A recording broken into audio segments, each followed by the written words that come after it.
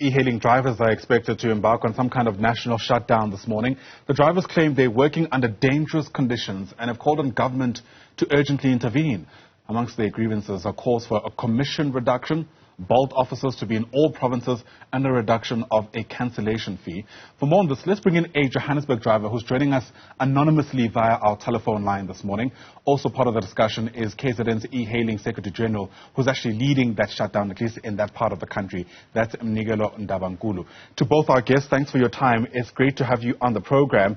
Mnikelo, let me begin with you if I can. I mean, we've been here before, haven't we? So I suppose the first question is, to what extent are you hoping things will be different around, or how are you hoping that they'll be different? Yes, greetings to the viewers, greetings to you, and greetings to my colleague. We hope that this one will have a big impact. One, before we used to send memorandums, which they ignore. This time around, we say, let's kill them financially by switching off the apps so that they don't generate income. And we also go to their apps in the Play Store and iStore to derate them to 1 star so that Google can see them. These apps are not good. When we derate them, we write comments there saying these apps, they don't care about the lives of drivers hijacked and killed on daily basis by their clients, which they don't verify. When a driver is robbed or killed or his car is hijacked, Bolt or Uber or InDrive can't produce anything to the South African Police Service that this is the person who requested. Go and arrest him because the driver was found dead or the car was found abandoned somewhere. So these are the things that we want from these app companies. And on top of that, we want them to increase the prices. We can't have a private transportation that will cost prices which are equivalent to a minibus taxi. These prices are too low for the executive service that they produce. And these app companies must also decrease the commission. Like for every 100 rand trip that a driver takes, more than 25 rand goes to Netherlands, to these e-hailing companies, and the driver is left with 75 rand, which the driver must repair the car, must pay installment, must pay insurance, must put petrol, and must pay the cash up to the owner.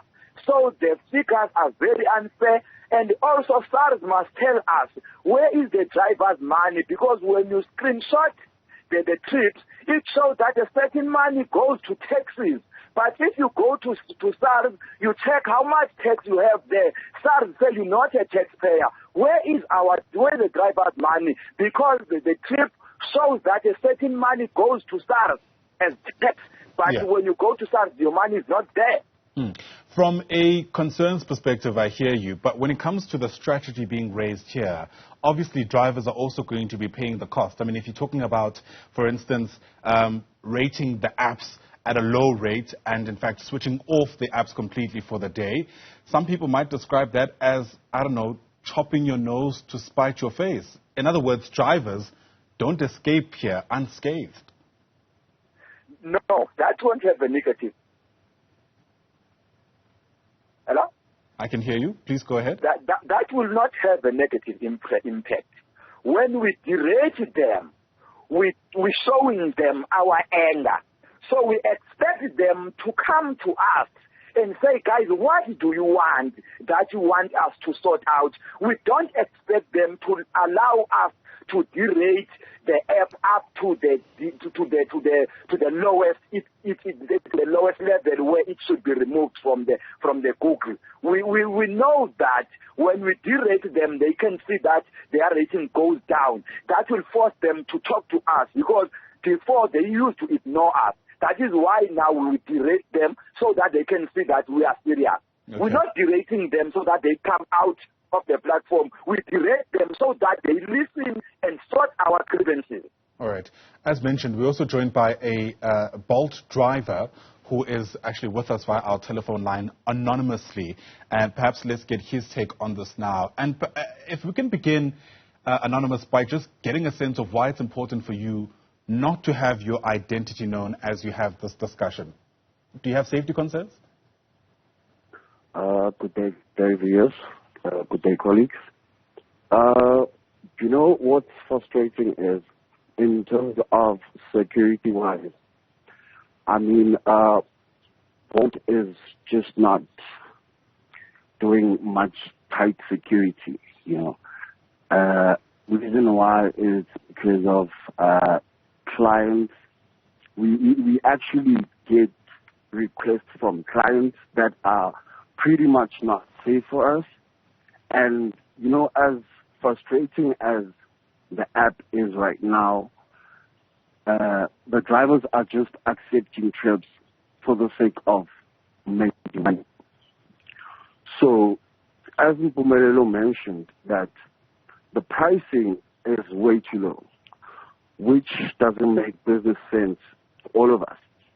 I mean, we're talking about transportation here, and it's not just a taxi or any other thing. It's a car that fetches you from door to door. You know, it should be luxury actually. And for the pricing that we're going for, it's not making sense. Hence, it's frustrating us. We're getting to a point where we're saying enough is enough as drivers, and if only we can unite as drivers and fight for what's right for us. I mean, some of us are owners, and looking at the things, there's no money coming in. All the money is just spent on the road. What you do is you actually spend for the petrol. You have to maintain the car. I mean, this is a car that needs maintenance. Yeah. And we can't literally maintain the car, but we're saying we are working with Bolt. It really doesn't make business sense. Instead, they are the ones that are gaining. If they can drop those percentage, I mean, let's work along, you know. Sure. All right. I got you. You know, these kind of attempts or this kind of action, this national shutdown will only work, Anonymous, if every driver buys into it. You know, as perhaps even better than I do, that if a good chunk of drivers are suddenly out of the network, that will immediately surge prices. And it's the remaining drivers actually who stay on the network who will benefit the most. So how confident are you that this has the kind of widespread buy-in you need for it to be effective?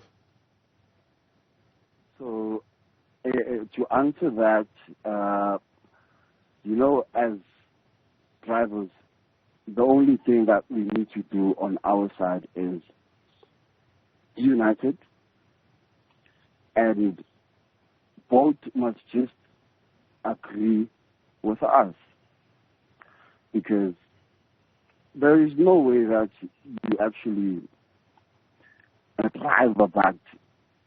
You're not making anything. We're not benefiting as drivers. The only people that are benefiting are those people that are up there. And we've been crying for years. So with this strategy that we have, we're trying to show them that without drivers, there's no business. Yeah, all right. So in that point, I'm the one that's working the most. So you can be showing me that you're the boss. I mean, let's put things straight up. Bolt is just sabotaging us, and it's manipulating us, and it's just making us fight with clients. Sometimes we even get clients that don't even understand, that are rude. Some people do understand, you know. I mean, there's no way that you can go a whole 70 kilometers for 400 and something, or even lesser than that. I mean, you need to put petrol. Got you. Your point is well made. Mnikelo, let me allow you to have the final bite of the cherry. I mean, there's always been conversations around regulating the industry, and whenever there's a protest, I suppose it's an opportunity for us to gauge how far we are in getting that right. Very briefly, has there been any movement from government in at least intervening in that way? Yes, thank you. We know for a fact that the government does not love South Africans, because the reason these apps are exploiting drivers is because the watchdog for citizens, which is the government, doesn't help us. And in UK, if you are a driver of an e-hailing car, you are treated as a worker. But in South Africa, you are treated as a partner. As we speak, we've been calling for Competition Commission to regulate these prices and see if they pass the constitutional test. We're expecting human rights organizations to look at the lives of those drivers which are killed on a daily basis.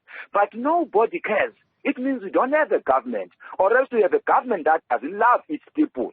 They only love money because they're getting kickbacks from these app companies via apps. So that is why they're selling the drivers out. All right. A lot being said there. Mnikelo Ndabankulu, thanks very much indeed for your time. He's the Secretary General of KZN E-Hailing. Also joining us there was a Bolt driver speaking to us anonymously. So in case you've missed it, there's a nationwide strike with e-hailing drivers today. Get us a sense of how this might be affecting you at Newzroom 405.